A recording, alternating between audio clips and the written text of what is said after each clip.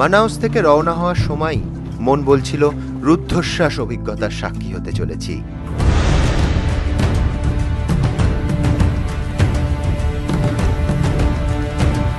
রোমাঞ্চকর সে যাত্রাপথের পথিক আমরা।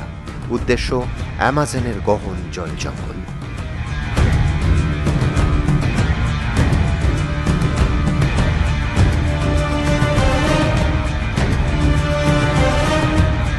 প্রথমেই জলপথ। রিও নেগ্রো নদীর কুচকুচে কালো জলরাশি ভেদ করে এগোলো আমাদের স্পিডবোট তীব্র গতিতে।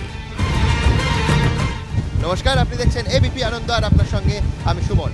শুরু করছি বিশ্বযুদ্ধের ব্রাজিলের আরেকটি পর্ব, আমাদের অ্যামাজন অভিযান।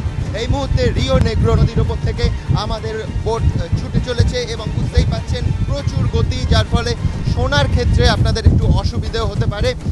প্রথমেই বলে রাখবো, আমরা মানাউসের প্রধান যে বন্দর, যেটা মানাউসের সড়ক পথের থেকেও জলপথে মানাউসের মানুষ বেশি ভরসা রাখেন, সেখান থেকে শুরু করেছি আমাদের এই যাত্রা। আমরা শটান ঢুকে পড়বো অ্যামাজনের গভীর জঙ্গলে। প্রথমে স্থলপথ, তারপরে জলপথ, আরেকটা স্ট্রেচ স্থলপথে, তারপর একেবারে জল দিয়ে ঢুকবো অ্যামাজনে।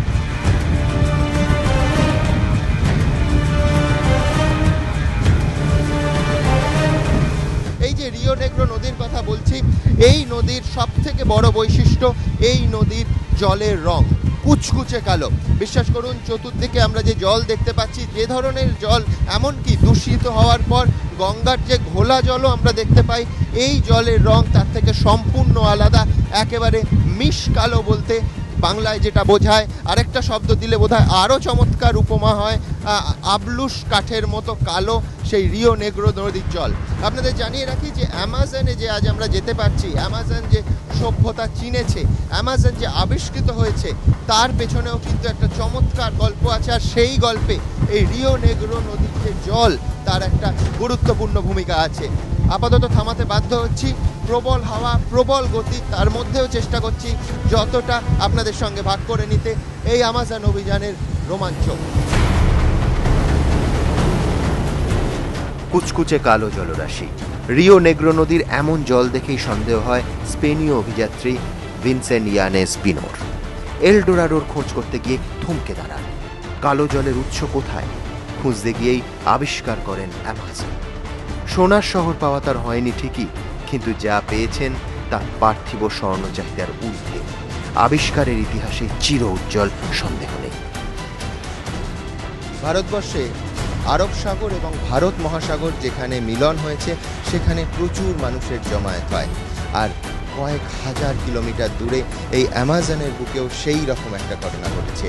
রিও নেগ্রো এবং রিও সোলেময়েস, এই দুটি নদী এখানে মিলিত হয়েছে এবং একেবারে স্পষ্ট আপনারা বুঝতে পারবেন রিও নেগ্রোর রং যেরকম দেখালাম কুচকুচে কালো, আর রিও সোলেময়েসের রং একেবারে ধূসর।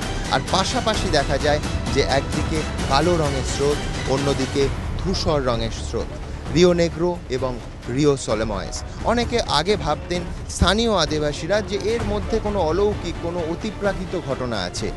আসলে কিন্তু তা নেই। যা আছে তা হলো দুটো নদীর জলের গতিবেগের ফারাক এবং তাপমাত্রার ফারাক। আমার হাতে এই মুহূর্তে যে তথ্য এসে পৌঁছেছে, একেবারে সাম্প্রতিকতম তথ্য, তাতে বলছে যে রিও নেগ্রো নদীর জলপ্রবাহের গতিবেগ ঘন্টায় 2 কিলোমিটার, আর রিও সোলেময়েসের গতিবেগ ঘন্টায় 6 কিলোমিটার। পাশাপাশি নেগ্রোর তাপমাত্রা যেখানে 28 ডিগ্রি, সোলেময়েসের তাপমাত্রা সেখানে 22 ডিগ্রির কাছাকাছি। সুতরাং খুব স্পষ্ট করে বলতে গেলে এই জন্যই একদিকে কালো নদীর স্রোত, অন্যদিকে ধূসর নদীর স্রোত। শুধু যে তেল আর জল মিশ খায় না তা নয়, অনেক সময় নদীর জলও মিশ খায় না। নদীর জলও পাশাপাশি বয়ে যায়, তবে ধূসর আর কালোয় মিশে যায় না। আর এইটাই বোধহয় জীবনের বৈচিত্র্য এবং অবশ্যই অ্যামাজনে প্রাণের বৈচিত্র্য।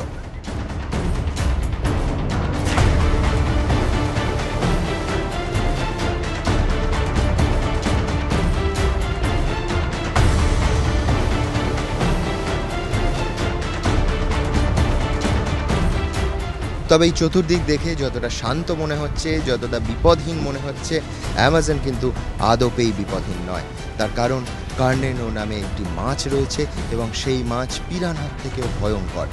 এই মাছ শরীরে যে কোনো ছিদ্রপথে, সেটা কান হতে পারে, সেটা চোখ হতে পারে, মুখ হতে পারে, শরীরের মধ্যে প্রবেশ করে এবং একেবারে মারণ কামড় দেয়, কামড়ে ধরে। তার যন্ত্রণা অবর্ণনীয়। যারা ভুক্তভোগী তারা বলছেন। সুতরাং এখানে স্থানীয় যে মানুষ আছেন তারা পিরানহার থেকে ভয় বেশি পান এই কার্নেনো মাছকে।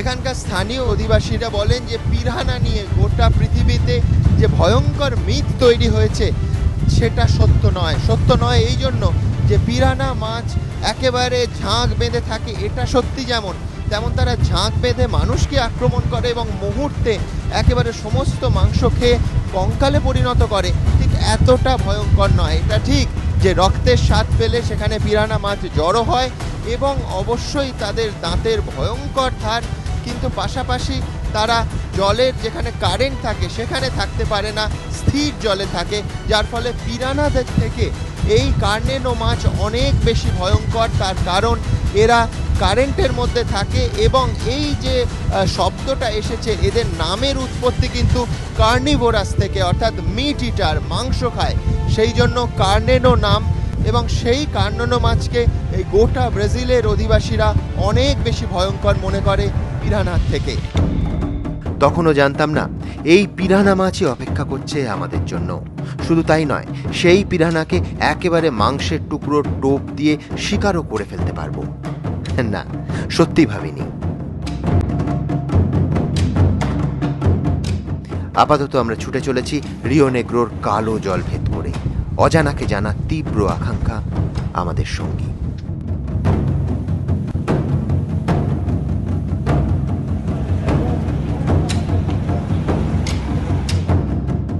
স্পিডবোট থেকে তো নামলাম, এখনো অনেক পথ বাকি। জলপথের পর স্থলপথ, সেখানেই শেষ নয়। আবার জল, আবার স্থল, আবার জল। ইতিমধ্যেই সম্পর্ক ছিন্ন হয়েছে সভ্যতার সঙ্গে। টাওয়ার নেই সেলফোনে, ল্যান্ডলাইন, ফোন বুথ প্রায় নামই শোনেননি বাসিন্দারা। হ্যাঁ, এই যুগেও, এই 2014তেও। তবু লক্ষ্য স্থির আমাদের, পৌঁছতে হবে অ্যামাজনের গভীরে, কোর এরিয়ায়। আর সেখানেই তো আমাদের অভ্যর্থনা জানাতে তৈরি আছেন জঙ্গলের বাসিন্দারা। কুমির, সাপ, আরো কত কি জানা নেই।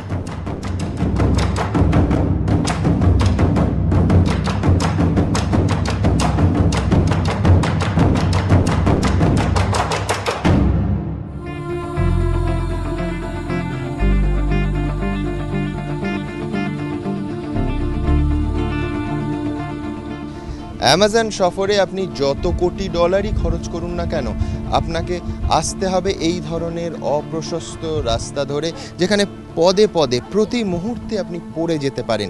কারুর বাড়ির মাঝখান দিয়ে, কারুর হয়তো শোবার ঘরের মাঝখান দিয়ে, কারুর হয়তো স্নানাগারের মাঝখান দিয়েই আপনাকে যেতে হবে। সুতরাং সব মিলিয়ে রুদ্ধশ্বাস অভিযান, কোনো সন্দেহের অবকাশ নেই। প্রত্যেকটা পদক্ষেপে আপনার মনে হবে এই পড়ে যাবেন, এই পড়ে যাবেন। একেবারে শক্ত ট্রাপিজের খেলা মনে হবে আমাদের মতো শহুরে মানুষদের। কিন্তু যখন তীরে পৌঁছবেন, যখন যেখানে পৌঁছতে চান সেখানে পৌঁছবেন, তখন বিশ্বাস করুন মন আনন্দেতে ভরে উঠবে।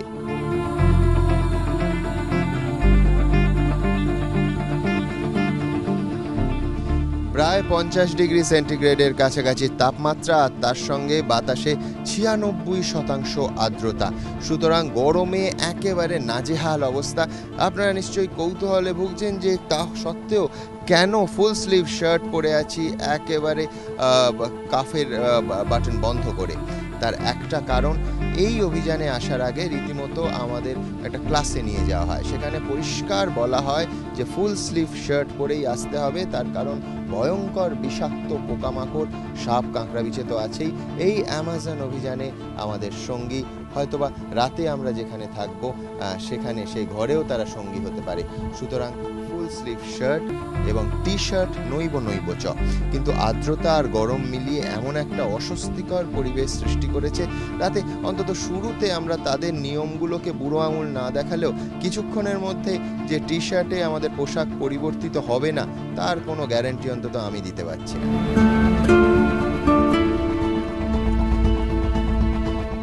আপনি যদি জল ভালোবাসেন, জঙ্গল ভালোবাসেন, বন্যপ্রাণী আপনাকে আকর্ষণ করে, তাহলে কোনো সন্দেহ নেই যে এত কষ্ট, এত পরিশ্রম সত্ত্বেও এই অ্যামাজন অভিযান আপনাকে প্রচণ্ড আকৃষ্ট করবে। সব থেকে বড় কথা, আপনি যদি অ্যাডভেঞ্চার প্রিয় হন, তাহলে আজও অ্যামাজন তার সমস্ত প্রাকৃতিক সম্পদ বুকে করে আপনারই অপেক্ষা করছে।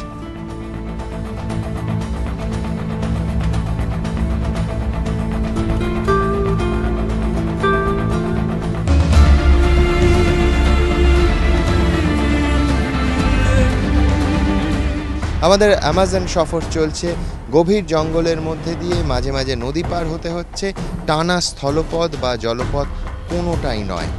মাঝে মাঝে ছোট্ট ছোট্ট ছাউনি করে এরা রেখেছেন, যেখানে সামান্য পানীয় জল কিংবা এখানকার স্থানীয় পানীয় পাওয়া যাচ্ছে, এবং তাতে একটু গলা ভিজিয়ে নিয়ে আবার আমাদের যাত্রা শুরু হচ্ছে।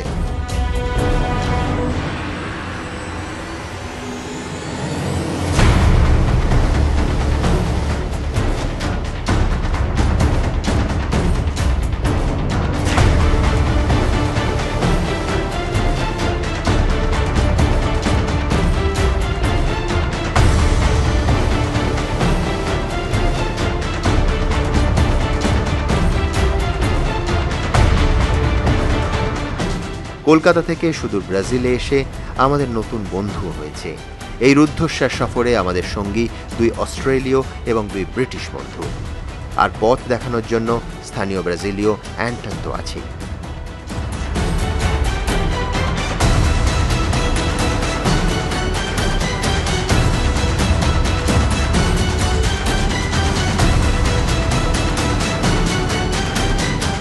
প্রতি মুহূর্তে মোটর বোটের মাথা ছোঁয়া মোটা মোটা গাছের ডাল, ঘন ম্যানগ্রোভের অরণ্য, আর একেবারে সরু সরু বিপদসংকুল খাঁড়ি। আপনি যদি পশ্চিমবঙ্গের মানুষ হন, তাহলে অবধারিতভাবে তুলনাটা আসবে, তুলনাটা সুন্দরবনের সঙ্গে। কিন্তু এখানে এই অ্যামাজনের সঙ্গে তুলনাটা খুব বেশি কাছাকাছি যাবে না, তার কারণ এটা অনেক ঘন অরণ্য এবং অনেক বিপদসংকুল। সব থেকে বড় কথা, পরিবহন ব্যবস্থা এবং যাতায়াতের রাস্তাটা এখনও এই 2014তেও অ্যামাজনের বেশ প্রিমিটিভ, অত্যন্ত আদিম এবং বিপদসংকুল। আমরা যে সময়টা এই অ্যামাজন অভিযানটা করছি, সেটা হচ্ছে জুন মাসের শেষের দিক, অর্থাৎ এখানে 6 মাস বৃষ্টি হয়, যেহেতু ব্রাজিলিয়ান রেন ফরেস্ট, এবং 6 মাস শুকনো থাকে। শুকনো থাকার সময়টা শুরু হচ্ছে জুলাইয়ের প্রথম সপ্তাহ থেকে, আর সেইখানে তার সেই ঋতু পরিবর্তনের মাঝের সময়টা আমাদের এই অভিযান। সুতরাং একদিকে যেটা মাঝে মাঝে হঠাৎ 2-1 পশলা বৃষ্টি এসে পড়ছে, তেমন অন্যদিকে মাঝে মাঝে চড়া রোদ এবং তার সঙ্গে আপেক্ষিক আর্দ্রতা, ওই যেরকম বলছিলাম, প্রায় 98% অবধি উঠছে কোথাও কোথাও। এই নিয়েই চলছে আমাদের অ্যামাজন সফর, জলে এবং জঙ্গলে।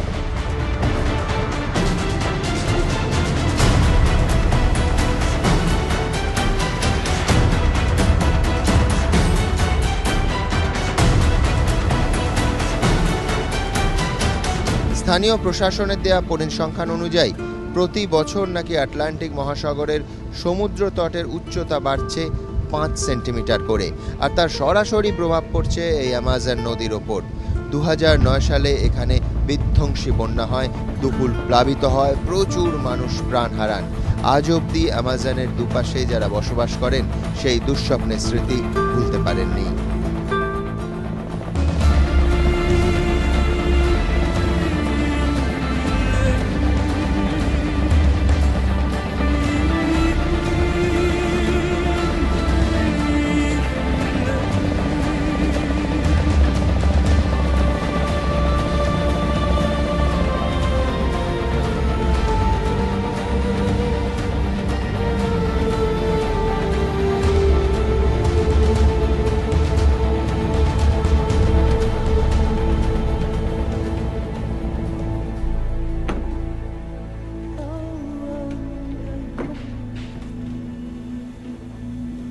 রিও অ্যামাজোনাস আমাদের মোটর বোটের নাম।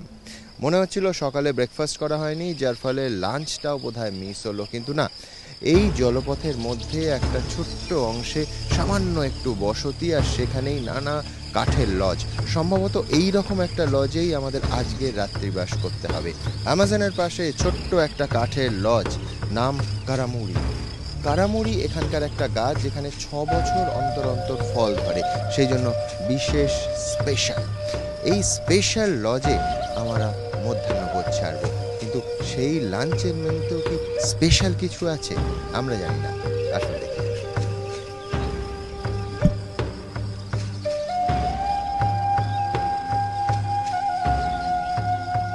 এই গভীর জঙ্গলে লাঞ্চের মেনু হিসেবে যথেষ্ট বৈচিত্র্যপূর্ণ।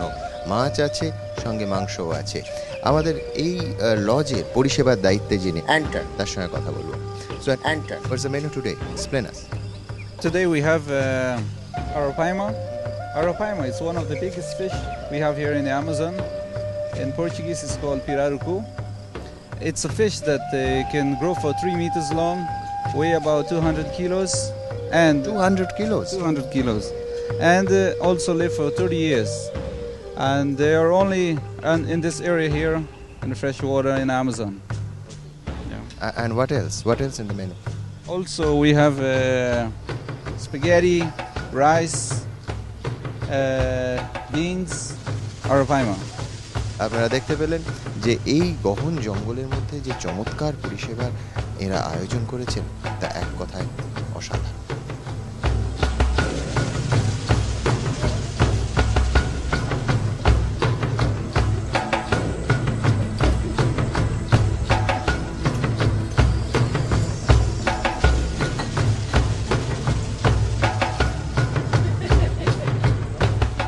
আরাপাইমা মাছ দিয়ে আমাদের লাঞ্চ আপাতত শেষ।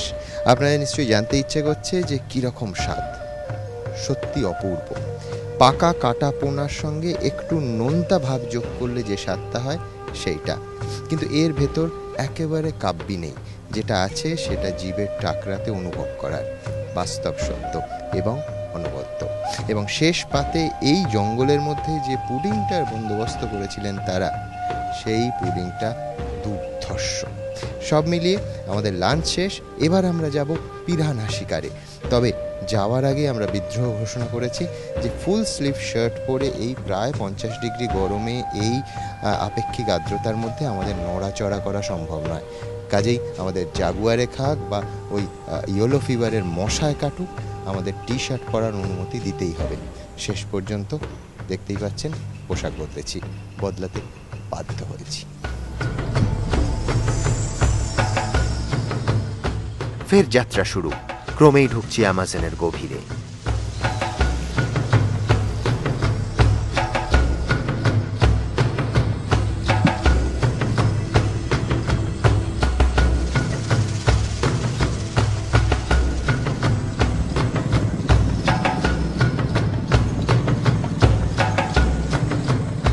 পিরানাভর্তি অ্যামাজনে আমাদের অভিযান চলছে।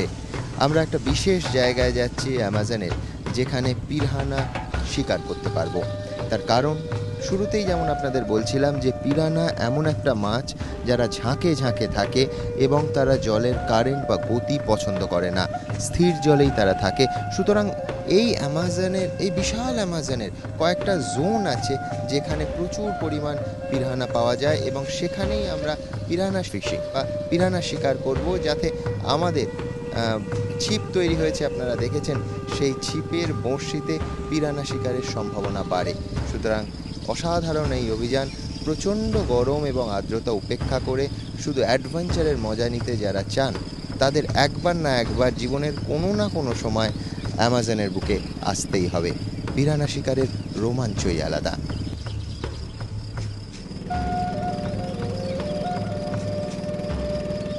ছোটবেলায় ফ্যান্টম বা অরণ্যদেবের কমিক্সে পড়েছিলাম যে কিলাউয়ে স্বর্ণবেলায় দুষ্টু লোকেরা পৌঁছতে পারে না, তার কারণ নদীতে পিরানা ভরা এবং সেই পিরানা মুহূর্তে জীবন্ত মানুষকে কঙ্কালে পরিণত করে। সত্যিকারের বাস্তবের মাটিতে দাঁড়িয়ে বোধহয় ঠিক অতটা ভয়ঙ্কর ব্যাপারটা নয়। এটা ঠিক যে পিরানা মাছ ঝাঁকে ঝাঁকে চলাফেরা করে এবং কোথাও যদি রক্তপাত হয়, জলের সঙ্গে রক্ত মেশে, সেখানে আকর্ষিত হয় এবং ছুটে আসে। কিন্তু একেবারে নৌকোর ভেতর থেকে হাত বাড়ালে জলের ভেতর থেকে ঝাঁকে ঝাঁকে পিরানা উঠে আঙুল খাওয়ার চেষ্টা করবে কিংবা মানুষের দিকে ছুটে আসবে, নৌকোর দিকে ছুটে আসবে, আদৌ এই ব্যাপারটা তা নয়। নয় এই জন্যই, তার কারণ পিরানারা শান্তিতে স্থির জলে থাকতে পছন্দ করে। সুতরাং জলে কারেন্ট থাকলে বা নৌকো স্রোত থাকলে কোনোভাবে পিরানা মাছ খুব কাছাকাছি আসবে এমন সম্ভাবনা নেই। সেই জন্য আমরা এমন একটা জায়গায় যাচ্ছি যেখানে পিরানারা ঝাঁক বেঁধে চলাফেরা করে। সেখানে এই ছোট্ট মোটর বোট তার ইঞ্জিন বন্ধ করে আমরা অপেক্ষা করব। হয়তো ঘন্টার পর ঘন্টা অপেক্ষা করতে হবে ছিপে যদি পিরানা মাছ ধরা দেয়। পিরানা শিকার চলছে।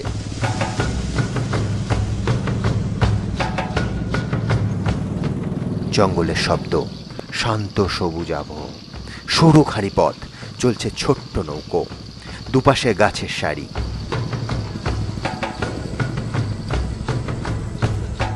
অসচেতন মুহূর্তে যখন তখন গাছের ডালে আহত হওয়ার আশঙ্কা আরো বড় বিপদে।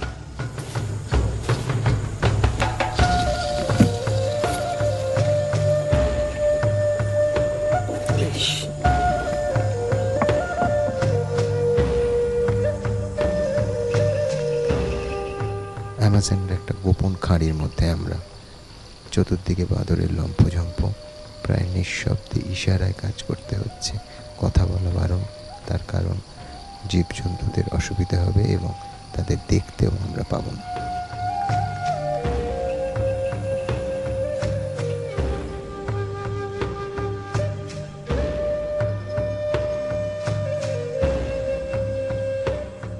চতুর্দিকে চেনা অচেনা নানা ধরনের পাখির ওড়াউড়ি এবং বানরদের কলরব। অ্যামাজনের একটা খাঁড়ির মধ্যে আমরা ঢুকে এসেছি এবং ফ্লোরা এবং ফোনার যত রকম বৈচিত্র্য এই অ্যামাজনে রয়েছে তা পৃথিবীর কোথাও নেই।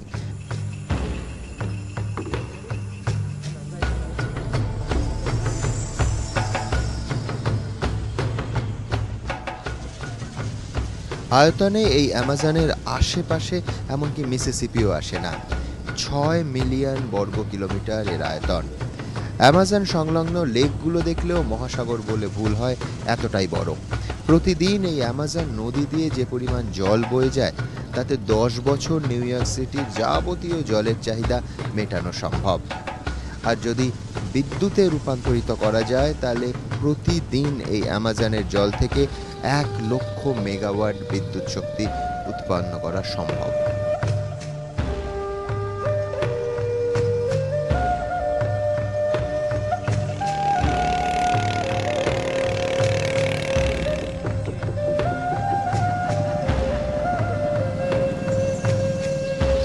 অ্যামাজনের অপেক্ষাকৃত নির্জন একটা জায়গায় আমরা এসেছি। আমার হাতে দেখছেন ছিপ এবং এই ছিপের দেখুন বড়শিতে গাঁথা আছে একখণ্ড মাংস। এটাই পিরানাদের আকৃষ্ট করবে। চতুর্দিকে নৈশব্দ, তার ভেতর হাউলার মাঙ্কি আর স্পাইডার মাঙ্কির গর্জন শুনতে পাচ্ছি শুধু। এবার পিরানা শিকার।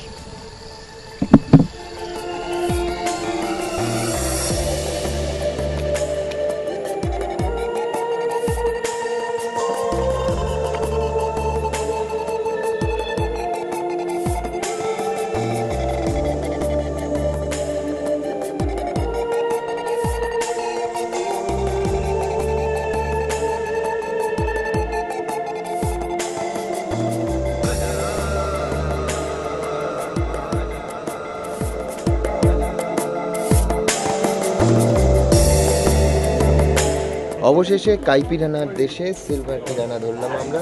এই সামনের দিকে দাঁতগুলো লক্ষ্য করুন। এই দাঁতগুলো এতটাই ভয়ানক যে আঙুল যদি কামড়ে ধরে কয়েক মিনিটের মধ্যে হাড় বের করে দিতে পারে। 7 রকমের পিরানা হয় অ্যামাজনে। আর এই মুহূর্তে আমাদের বড়শিতে যে পিরানাতে আমরা দাঁততে পেরেছি, দীর্ঘ অনেকক্ষণ ধরে ধৈর্য ধরে বসে থেকে কার্যত ধৈর্যের পরীক্ষা দিয়ে সেটা সিলভার পিরানা, ওই 7 রকম পিরানা অন্যতম এবং অন্যতম ভয়ঙ্কর পিরানা। সিলভার পিরানা ছাড়াও এখানে পাওয়া যায় yellow piranha, black piranha, white piranha আর লাল রঙের কাজু পিরানহা। আমাদের ছিপে উঠেছে এই সিলভার পিরানহা।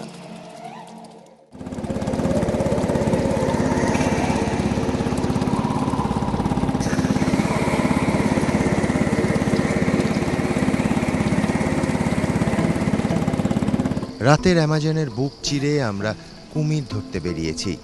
ছোট কাইমেন বা কুমিরের ছানা, অ্যালিগেটরও বলতে পারেন যাকে, ধরা পড়বে কি না আমরা জানি না। কুম্ভীর বিভ্রাটের মতো বিশাল কুমির হয়তো আমরা দেখতে পাবো না, কিন্তু বিশ্বাস করুন ধরা পড়া দেখা আপনাদের দেখানো, এইগুলো কিছু যায় আসে না, তার কারণ এই এক অবর্ণনীয় এবং অপার্থিব অভিজ্ঞতা। আমরা বুঝতেই পারিনি যে আজকে পূর্ণিমা, বুঝতে পারলাম আকাশে থালার মতো পূর্ণচন্দ্র দেখে, এবং সেই থালার মতো চাঁদের প্রতিচ্ছবি পড়েছে অ্যামাজনের কালো জলে। এ এক অবর্ণনীয় অভিজ্ঞতা, অপার্থিব অভিজ্ঞতা। রাত 2:45 সময় এই কুমির শিকারে না বেরোলে কোনোদিন জানতেও পারবো না। আর সত্যি ভাষায় এটা প্রকাশ করা আমার পক্ষে অন্তত সম্ভব নয়। এই অনুভূতি শরিক হতে হলে একবার আপনাকে অ্যামাজনে আসতেই হবে। আমরা অপেক্ষা করছি কাইমেনের সঙ্গে দেখা করার জন্য। ঘড়ির কাঁটায় রাত 2:30 পার হয়ে গেছে। হঠাৎই অ্যান্টন আবিষ্কার করলো কাইমেন। চোখ জ্বলছে অন্ধকারে ঘাস বনের ভেতরে। যথাসম্ভব নিঃশব্দে নৌকোর দাঁড় ঠেলে সেদিকে নিয়ে যাওয়া নৌকো। ঝাঁপিয়ে পড়া সঙ্গে সঙ্গে অসীম সাহসী মানুষের হাতের পাঞ্জাবন্দি বন্য হিংস্রতা, তবে অপরিণত। টুনটুনির বইতে উপেন্দ্র কিশোর লিখেছিলেন, কানা খানা গানা খানা, কেমন লাগে কুমির ছানা। আমাদের হাতে ধরা এই কুমির ছানার বয়স 2 থেকে 3 মাস হবে, কিন্তু অসম্ভব জোর গায়ে। ওপরের চোয়াল আর নিচের চোয়াল মিলে মোট 80টি দাঁত। কাইমেনের আয়ু 80 থেকে 100 বছর দাবি অ্যান্টনের। রাতের অন্ধকারে দেখা হয়ে গেল তারই সঙ্গে। নিশ্চিতভাবে আশেপাশের ঘাস বনে ঘাপটি মেরে শিকারের অপেক্ষায় বসে তার জন্মদাতারা।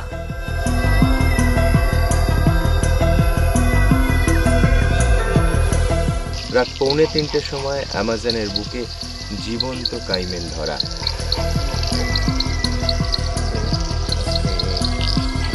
জীবন্ত কাইমেন, বুঝতেই পারছেন আমার থেকে ছোট হতে পারে, কিন্তু শক্তিতে ভয়ঙ্কর।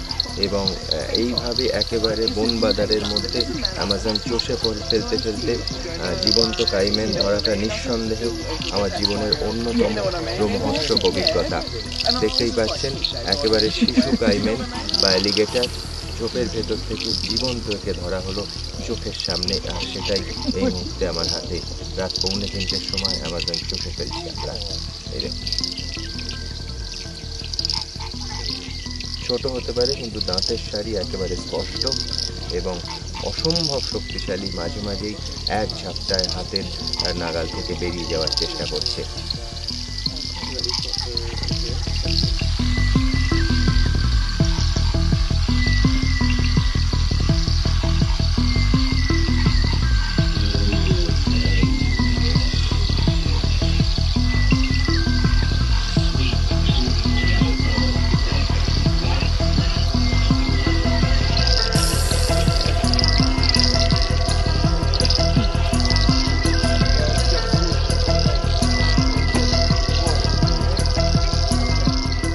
প্রকৃতি বিচিত্র, প্রাকৃতিক অভিযোজনও বিচিত্রতর।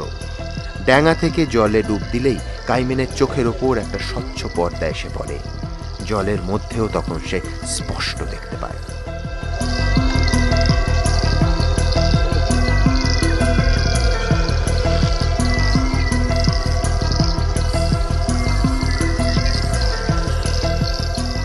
খুব ইচ্ছে করছিল আমাদের বাকি যাত্রাপথে কাইমেনকে সঙ্গী করে নিতে।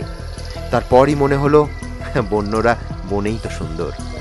অ্যামাজনের গভীরেই তাই বিদায় জানালাম নতুন এই বন্ধুকে।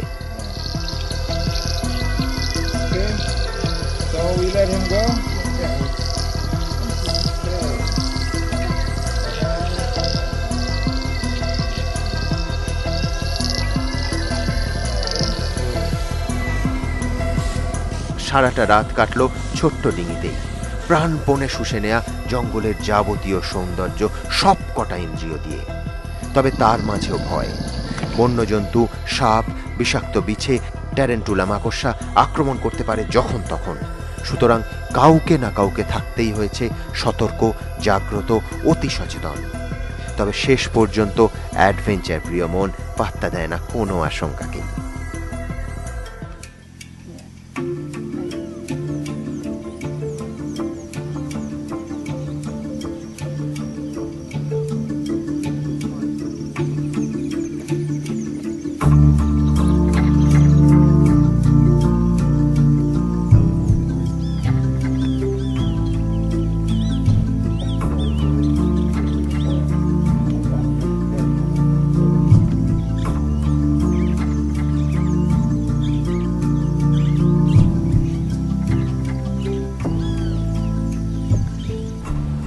সারা রাত এই ছোট্ট ডিঙিতে অ্যামাজনের বুকে কাটানো নিঃসন্দেহে আমার জীবনের অন্যতম রোমাঞ্চকর অভিজ্ঞতা। এখানে সূর্যোদয়ের ব্যাপারটাই আলাদা। পূব আকাশে যখন ধীরে ধীরে সূর্য উঠছে, তখন পশ্চিম আকাশে পূর্ণচন্দ্র, চাঁদকে তখনও দেখা যাচ্ছে। সব মিলিয়ে এই সূর্যোদয়ের রোমাঞ্চ অন্তত একটা রাত অ্যামাজনের বুকে এইরকমই একটা ছোট নৌকোয় না কাটালে আপনি বুঝতেই পারবেন না।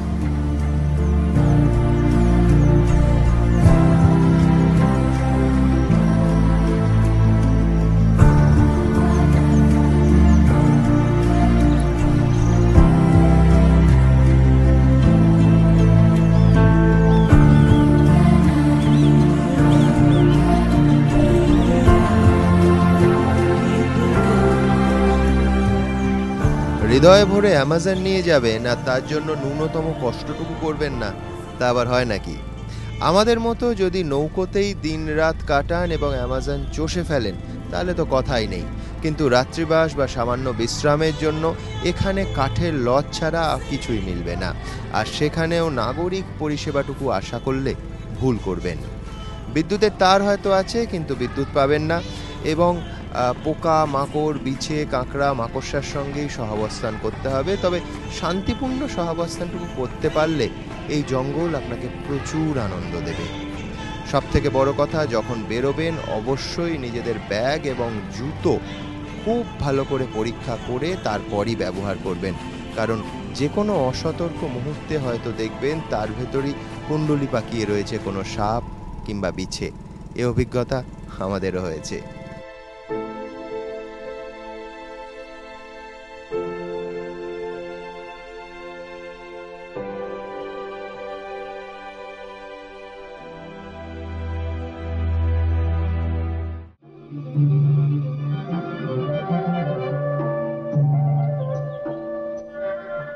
এই যে দৃশ্য দেখে অন্য, এই যে দৃশ্য দেখে অন্য, এই যে বন্য এই অরণ্য, এই যে পথপ্রদর্শক অ্যান্টন এবার পথ দেখালো অরণ্যের গভীরে, আক্ষরিক অর্থেই ভার্জিন ফরেস্ট। ডিঙি নৌকো পাড়ে ভিড়িয়ে কোনো ক্রমে গাছ কেটে পথ তৈরি করতে করতে এগোলাম আমরা। হয়তো কুমারী অরণ্যের এই অংশে প্রথমবার। গুপিগাইন বাঘাবাইন মনে আছে? বন্য অরণ্যে এসে গুপি বাঘা ঘাবড়ে গেছিল। অ্যামাজনের এই রেন ফরেস্টে এসে সত্যি সত্যি গা ছমছম করে, কারণ সূর্যের আলো প্রায় ঢোকে না। এই সামান্য কয়েকটা অংশে গাছের পাতার আড়াল দিয়ে সূর্যের আলো আসছে, বাকিটা ঘুটঘুটে অন্ধকার।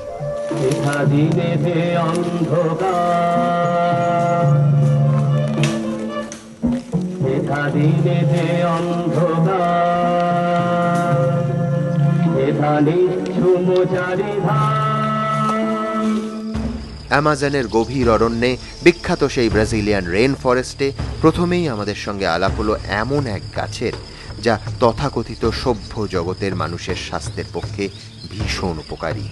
সাজানো বিপণীর মোড়কবন্দি বহুজাতিক অ্যালোপ্যাথিক ট্যাবলেট নয়, প্রকৃতির নিজস্ব এবং নিশ্চিতভাবে কার্যকরী। As medicine for diabetic. So people who are diabetic here, they take off the bark from the tree, soak it into the water, and they drink it daily. That controls the sugar in the blood. শুধু তাই নয়, এই গাছের ছাল ভেজানো জল পাকস্থলীর ক্যান্সারের প্রতিষেধক হিসেবেও কাজ করে। 40 মিটারের বেশি লম্বা হতে পারে বিশেষ ধরনের এই গাছ। এই গাছের ডাল কেটে চমৎকার ডিঙিও বানানো যায়।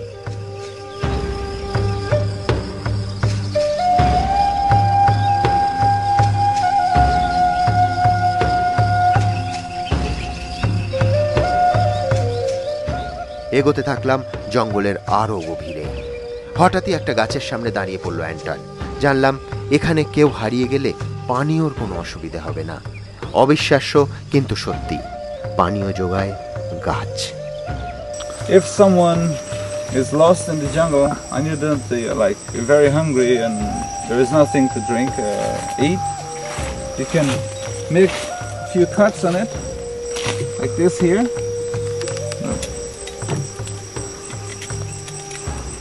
And you have milk.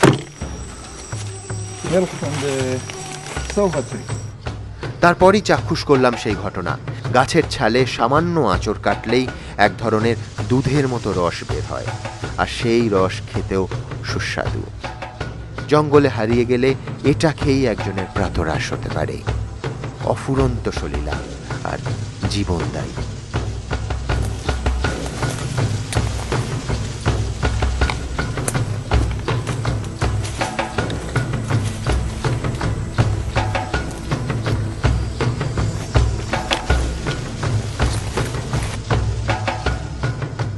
এই জঙ্গলেই পাওয়া গেল বিশেষ ধরনের এক ফল, যার নাম ওরিসো। দেখতে নারকেলের মতো, এর ভেতরে 15 থেকে 20টা বাদাম থাকে। কাঠবেড়ালিরা এই ফলের শক্ত খোলস ফুটো করে বাদাম খায়। এই ওরিসো এতটাই শক্ত যে ফল কারুর মাথায় পড়লে সে মানুষই হোক বা পশু, তার মৃত্যু অনিবার্য।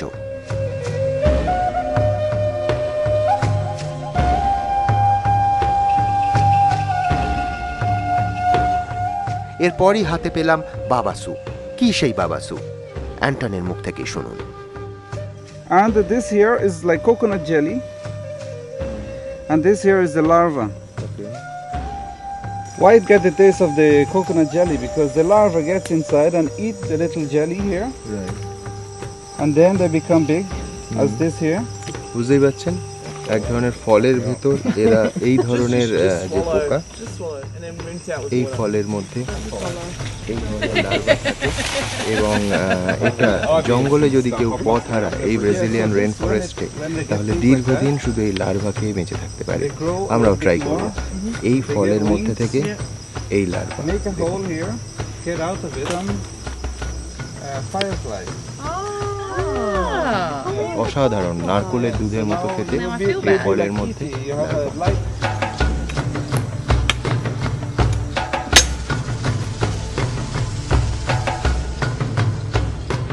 গর্তটা আর্মাডিলো।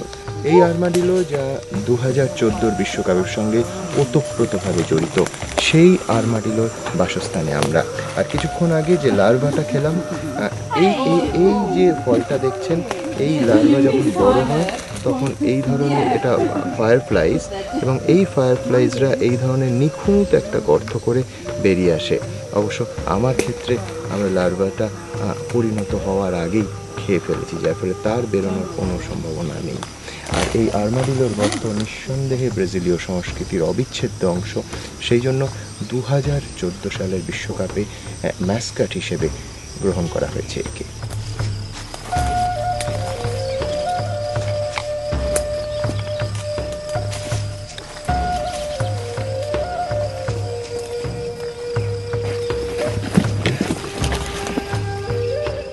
অ্যামাজনের জঙ্গলে হারিয়ে গেলে গাছ চিনলে শুধু যে খাবার বা পানীয়ই যোগান দেবে গাছ, তা নয়। এখানে প্রকৃতি ব্যবস্থা করে রেখেছে আগুন জ্বালানোর। সেই জন্য অ্যামাজনের জঙ্গলে আপনাকে খুঁজে নিতে হবে প্রে এরো গাছ। এই গাছের গোড়া থেকে বিশেষ ধরনের মোম, প্রাকৃতিক প্যারাফিন বের হয়।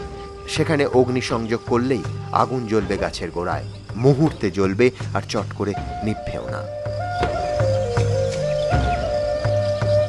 এই ধোঁয়ার গন্ধ যেমন অদ্ভুত রকম মিষ্টি, তেমনই তীব্র।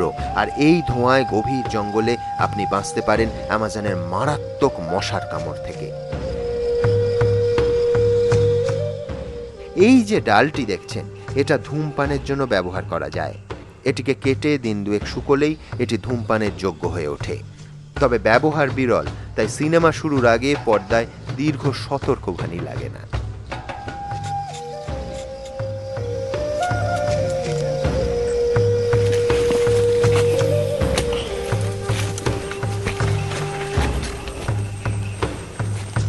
বিপদে পড়লে বিপদ সংকেতের ব্যবস্থাও অ্যামাজনের গভীর জঙ্গলে করে রেখেছে প্রকৃতি। If someone is lost, then they keep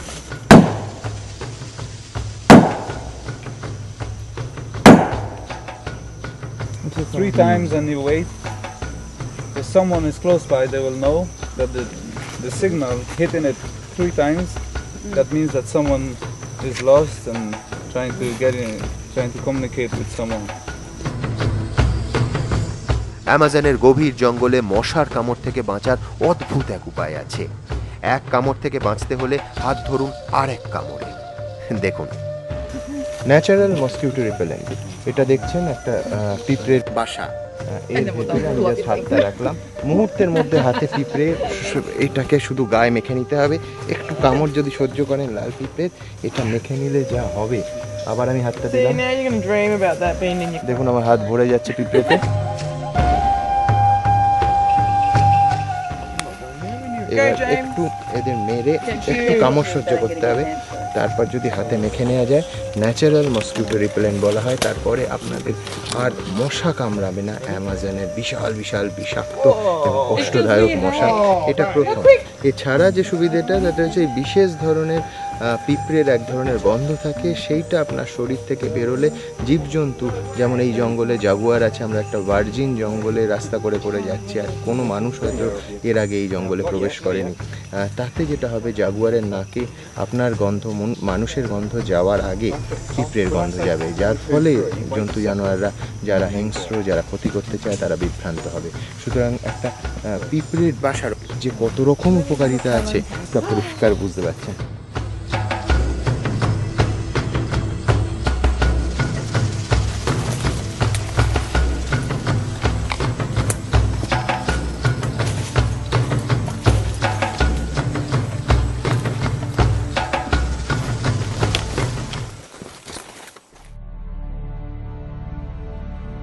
আমাদের ছোট্ট নৌকো যাত্রা শুরু করেছে আবার। হঠাৎই একটা গাছ দেখে আমাদের থামতে বাধ্য করলো অ্যান্টন ইশারায়। কিছু বোঝার আগেই অ্যান্টন উঠে পড়ল জলের মধ্যে একা দাঁড়ানো শুকনো ওই গাছে। বুঝলাম সে দেখতে পেয়েছে কোনো কিছু, দেখতে পেয়েছে বোয়াকে, বোয়া কনস্ট্রিক্টর।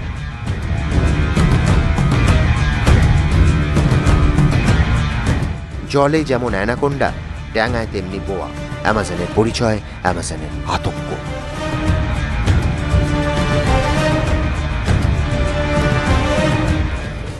অ্যানাকোন্ডা দেখা আমরা পাইনি, কিন্তু বোয়া কনস্ট্রিক্টর এইখানে নৌকোয় যেতে যেতে হঠাৎ ও আবিষ্কার করলো একটা শুকনো গাছের ওপর এই বোয়াকে, এবং তারপর শটান উঠে হাতে জড়িয়ে নিল।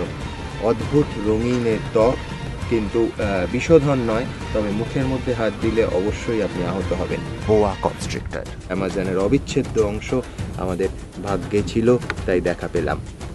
অ্যানাকোন্ডার বদলে বোয়া, খারাপ নয় ডিলটা, বলুন?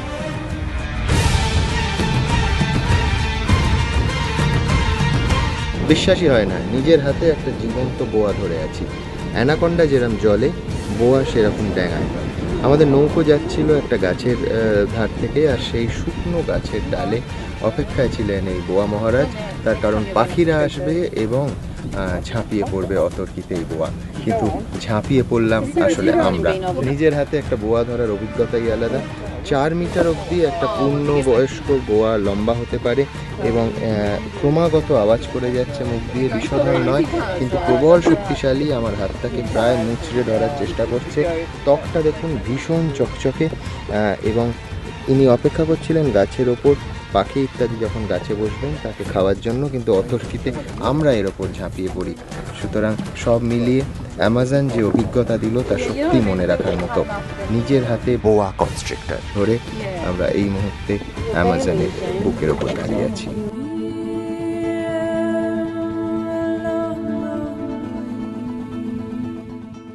আমাদের অ্যামাজন সফর শেষের পথে।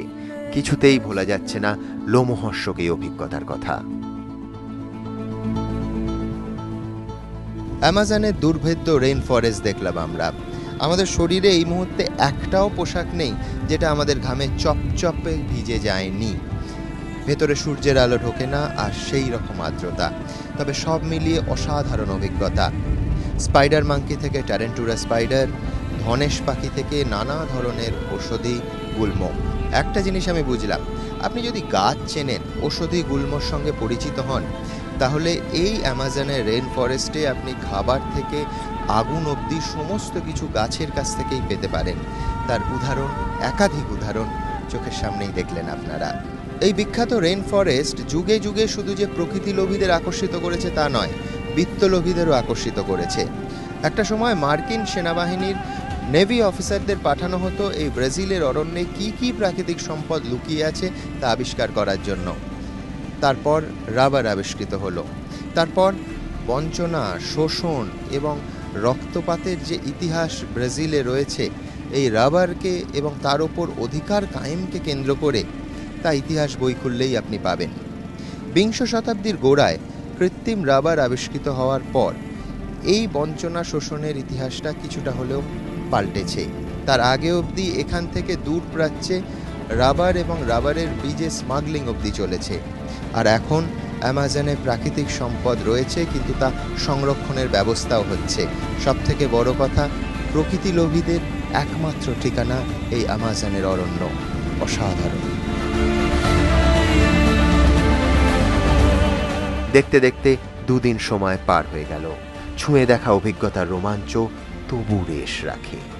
মনে পড়ে গেল সেই গল্পটা। উপলব্ধি করলাম, মানুষের লোভ না থাকলে হয়তো আবিষ্কারই হতো না অ্যামাজনের এই জঙ্গল। দলে দলে পর্তুগিজ আর স্পেনীয় অভিযাত্রীরা এল ডোরাডোর খোঁজে এখানে এসেছেন, কিন্তু শেষ পর্যন্ত এক স্পেনীয় অভিযাত্রী অ্যামাজন আবিষ্কার করেন সম্পূর্ণ অজান্তে। এল ডোরাডো খুঁজতে খুঁজতে তারা কালো জলের রিও নেগ্রো নদী খুঁজে পান, আর সেই নদীর উৎস সন্ধানেই অ্যামাজন আবিষ্কার। সুতরাং লোভের মাসুল যুগের পর যুগ ধরে অ্যামাজনকে দিতে যেমন হয়েছে, অ্যামাজন আবিষ্কারের পেছনেও লোভ অত্যন্ত গুরুত্বপূর্ণ ভূমিকা পালন করেছে।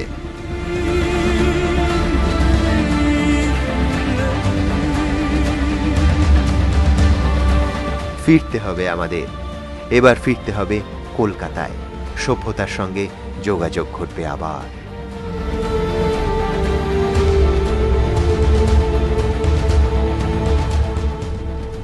আমাদের অ্যামাজন অভিযান শেষ।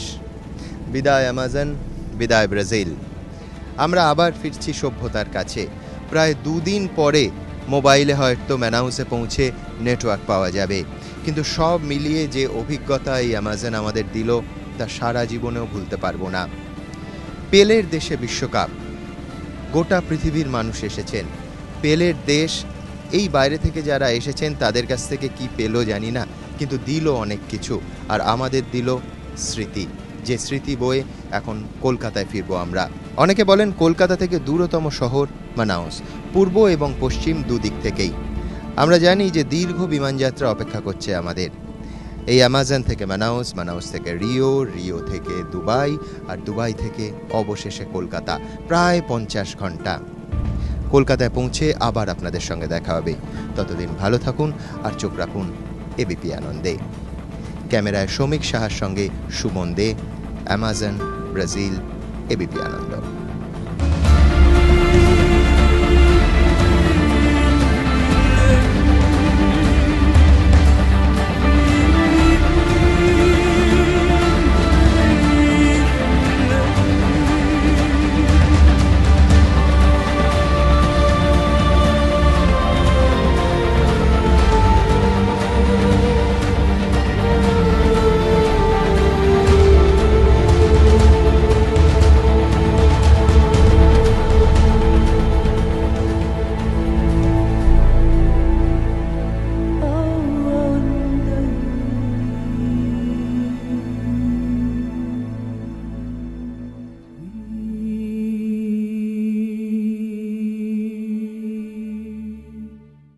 Powered by Subhash Bose Institute of Hotel Management, 9830012536.